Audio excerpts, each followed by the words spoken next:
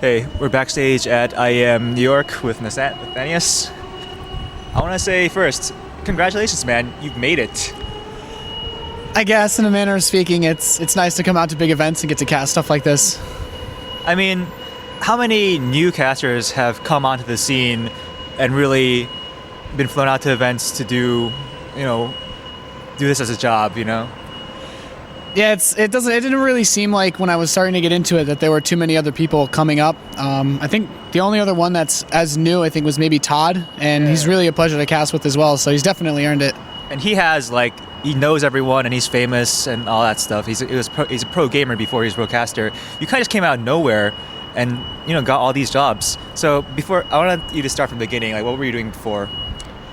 Well, when it started out, I was like a casual StarCraft Brood War player. I didn't know about the pro scene until 2010, basically, when StarCraft 2 came out, and I wanted to go pro in StarCraft 2. I tried to practice a lot. I was in Master League. I was a streamer. Didn't really get too many viewers, and I had a couple of inspiring moments. Some big people came to my stream, just kind of gave me nudges. Maximus Black gave me a really big push to just start streaming more and getting out there. And I think the IPL caster competition, when they basically gave a bunch of random people a chance to come out to Vegas and meet everybody and cast, and that was really the big thing that got my career started as far as being a caster goes. And at the time, you were a student or did something else? I was just coming out of school. I was having a bit of financial difficulty, so I was mostly just trying to figure out where I was going at that time, and the competition seemed to kind of line up with where my problems were coming in, so I figured I might as well just go for it. The first tournament I noticed you in actually was back when they were doing Pro League, and you did the audio-only cast over it, and that seemed to get a lot of traction. What do you think about that? It was definitely a necessary step. There were a couple people that weren't quite so happy with me, but I think as far as getting my name out there and letting people know that I'm willing to put a lot of time in and effort to do this, or at least try to be a caster overall, was worth it. I got a lot of opportunity that came from that. Yeah, I mean, it seems like something that could have been done by anyone, but you're the one who actually decided to wake up at 4 a.m. and do this for the guys who want to hear it. Yeah, it was pretty brutal. It was a relatively stressful time for me because as someone who wanted to get into casting after IPL, there weren't really too many opportunities, especially as someone that wasn't known. So I kind of taken a tip from inspirational people like Day9 said, make your own opportunities come up. So I just figured maybe people will tune in. If they don't, it's not like anything bad will happen, but if people do tune in, then this might be a way that I can kind of show people what I'm capable of. And your first big break, I guess, was DreamHack, was it? Or was it something, or Aces Rock, I forget. Yeah, I mean, I'd gotten a lot of opportunities to do big online events afterwards. I had covered the Intel Extreme Masters World Championships from home. I did their B stream. And then from there on, I covered one DreamHack online. And it actually ended up being Apollo, who had apparently been watching and recommended me for DreamHack. And that's how I got out there for summer. And that was probably one of the most incredible events of my life. Do you think it would have been possible to have this chance if it hadn't been for a lot of guys aren't flying out anymore because I guess they either want too much money or they have travel issues like Total Biscuit.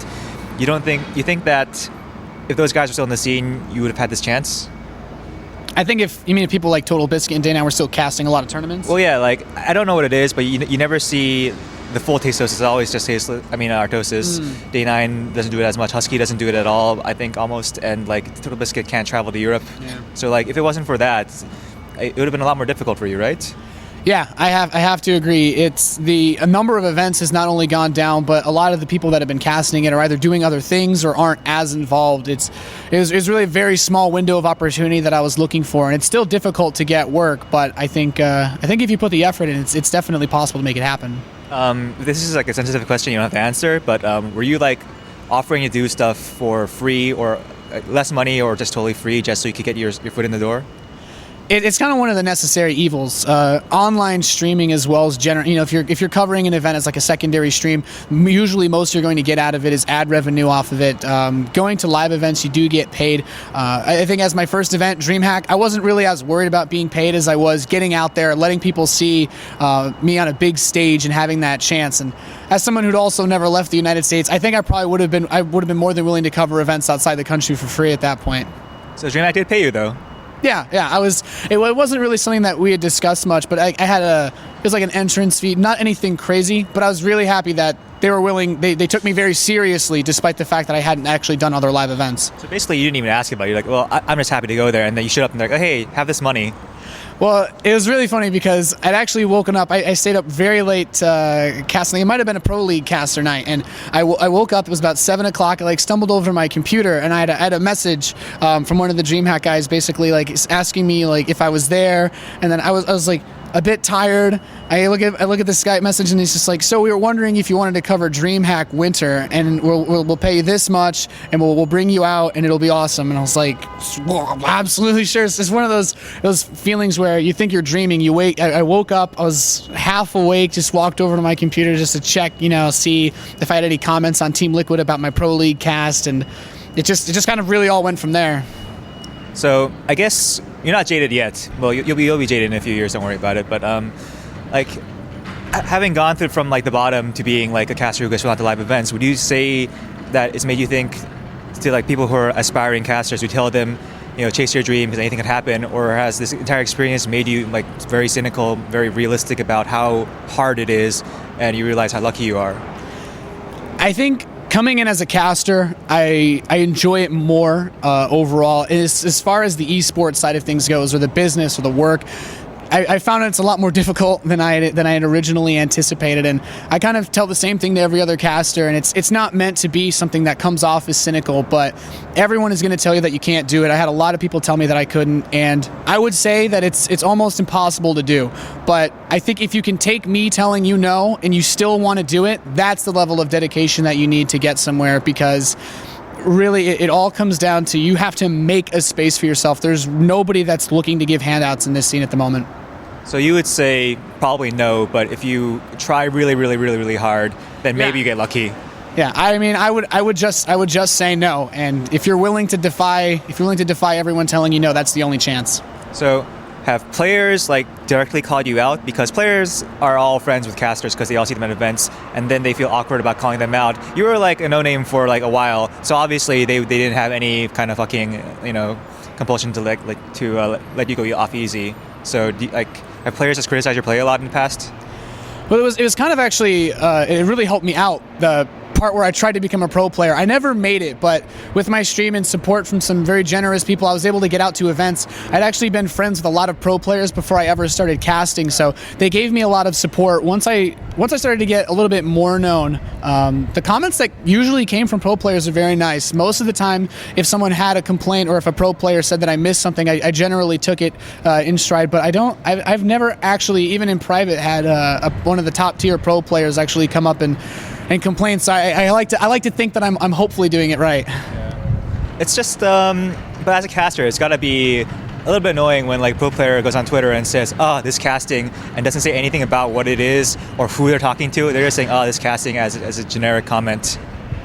I really do think that it's a big deal. I strive to play, and one of my personal goals is to play more StarCraft than any other caster that does it. And I understand that, as I get more work, it becomes more and more difficult, especially at an event like this. I'm rooming with Todd, so he's basically taken up our desk as far as playing while we're here goes. But I think that playing a lot and having a knowledge of the game really allows you to expand more upon it, and I think that it's something that the majority of, at least casters that are aspiring to get better, you want to play the game as much as possible. And sometimes when you're watching pro cast, you can get the feeling that since these, as a pro commentator, you cast enough games, you go over scenarios often enough, sometimes you don't point out the things, and that might be where pro players get disappointed. You don't think the the caster community relationship is so fucked up because there's no room for constructive criticism. It just doesn't exist. The relationship is so just mangled. It's all about just shitting on people. And because of that, casters are so defensive. It's like a terrible feedback loop where no one really. It's really hard, except for the most thick-skinned casters, to take things seriously and really want to talk to the community.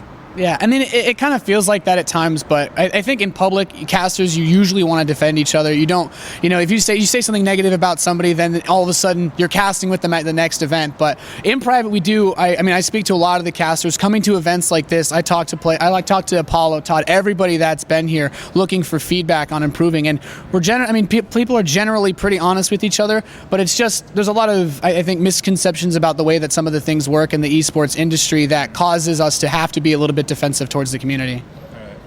Well, I don't want to soapbox too much, but like I thought it was really kind of weird when like S&M was out there, and he was like, he was like the only caster who was openly like criticized in public by other casters, and I was like, is this because I guess it's because he doesn't know them that well, and I was like, this is kind of like an odd departure from the norm. Well, I mean, as far as that, I don't really know him. I don't know too much about him, but it seemed like the general complaint was mostly that he just came out of nowhere. And it's not necessarily Supernova Maniac's fault that he was, the way that he was received. He was also put into a rather rushed situation. He didn't have as much time to prepare for something like this as most people would have probably expected, or most people would probably demand from a caster. And I think it's a little bit too much fault just to be put on him. He took the job, but I can't really blame him for it. He was kind of just thrust into that position the same way that Whiplash was. So if Pro League came to you, or Kespa came to you, I guess, offered you the Pro League job for next season, which is probably going to be from November to, let's say, I don't know, like June next year, would you take it? I probably would. At this point, I think that the way the scene is very small, you're either doing WCS or you're trying to get random events, and even just doing the couple of events that I've done this year, it's not really enough to make a living off of, to sustain yourself. So I would if it was there, but from what I've heard, it doesn't seem like there's going to be at least opportunity for me, considering how I started to get into casting. Who's your favorite play-by-play man in all of sports? All of sports? I've only watched StarCraft for the last few years, and I hate football commentators. Oh wait, you don't watch any traditional sports? I used to watch football, but as a New York Jets fan, I just stopped like 2 years ago because it was so like. Oh, congrats! You're better than the Giants this year. You're better than the Giants. It's nice to at least be better than somebody. So what about color commentary then? Do you have anyone who's a favorite?